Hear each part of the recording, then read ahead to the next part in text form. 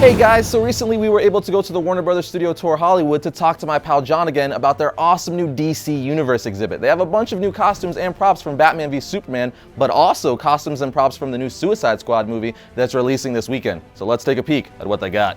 We're here once again at the Warner Brothers Studio Tour Hollywood with my good friend John. How you doing, man? I'm better now that you're here. I'm back, yes, you're back. Things have changed. They have changed. Can you tell us how it's changed? Absolutely. So the last time you were here, it was all Batman. It was a celebration of the Batman 75, so we saw everything from Michael Keaton all the way up to the Christian Bale and the Ben Affleck movie.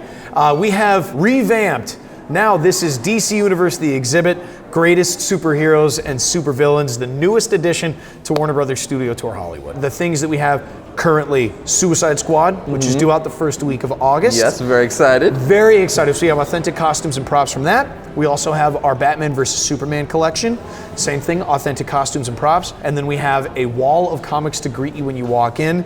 They are all official first editions from the DC Comic Archive. That you will drool over. I drooled over them. I'm kind of still drooling over them as we're talking here. But also, last time you had Batman v Superman stuff in here, but now Nightmare Batman and the Robin suit. Correct. So even that exhibit has become new. We added the armored bat suit that he wears when he fights Superman. We have pieces from the Bat Cave.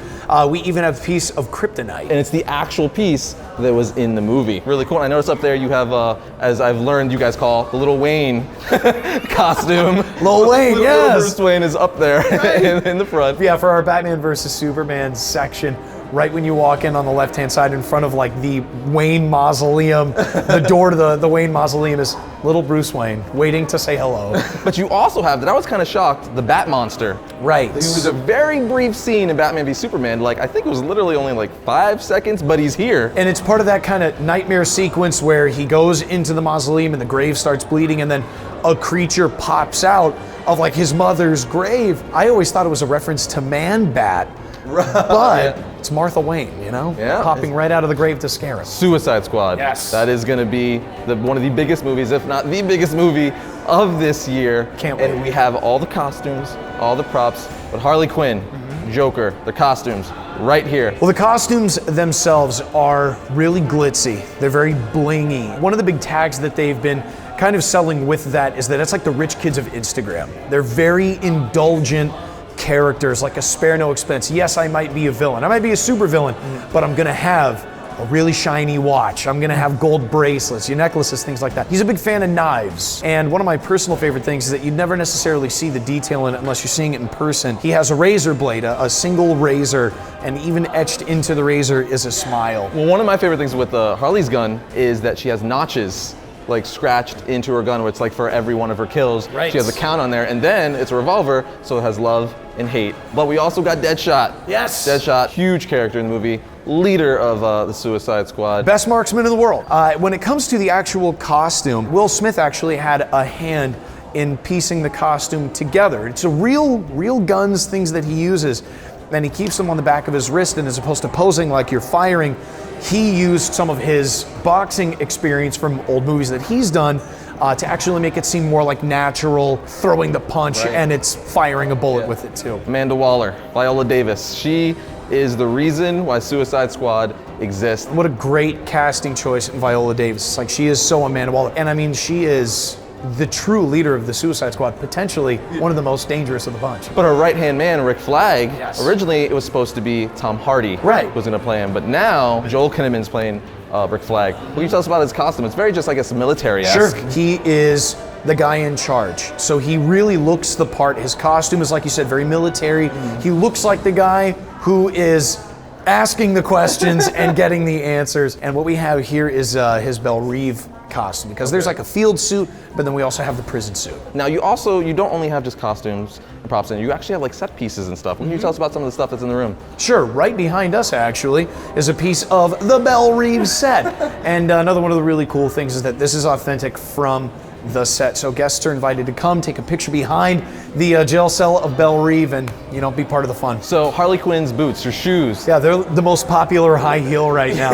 It is a prototype from Adidas. They actually made it. It was like a concept heel, and they thought that it just fit perfectly for the costume, and since then, they've become huge. Yes. But no, it was a real shoe. It wasn't made for the movie. It was made years ago.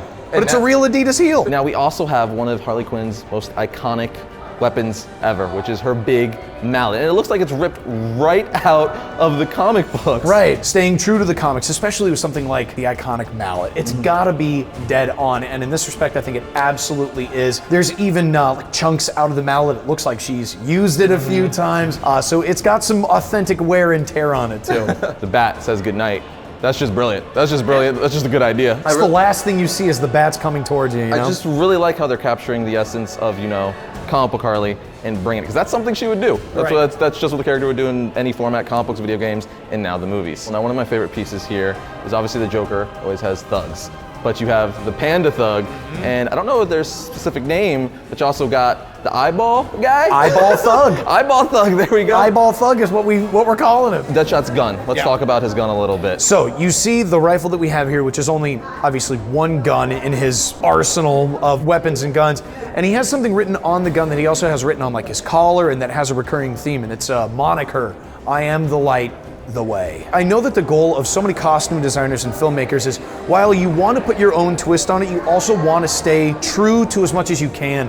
And I feel like the Deadshot mask and his costume is such a nod to that. Like, we want this to be exactly how it looks in the comic, and I think that they did a bang-up job with it. Now we got Captain Boomerang here, one of the best Flash villains ever. Now his costume is really cool. It's really interesting to me. I actually like it a lot. It kind of looks like he used to work at like a shipyard or something like that. He's got duct tape. Yeah, his costume, we have some of his special boomerangs, like we have his bomb boomerang.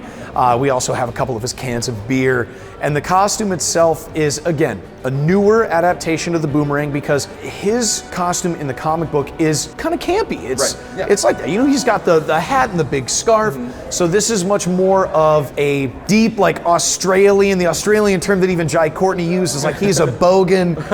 And that is really where you get the new Captain Boomerang costume from. Especially when talking about the Suicide Squad, it's really trying to bring light to characters that not everybody necessarily knows. Casual comic book fans might not be that familiar with Suicide Squad. You might be familiar with Joker, you might know Deadshot because he's made so many appearances in so many different platforms. Harley Quinn, same thing. But I think it's trying to invite more people to come out and get to know a new team, get to know the anti-heroes, and really familiarize yourself with the Suicide Squad, who's been around now for such a long time. For sure, very true. And these movies actually work backwards in the sense where people, they'll watch the movies, and because of the movies, they're gonna go back and read the comic books. So it's a win-win for everyone. There you go.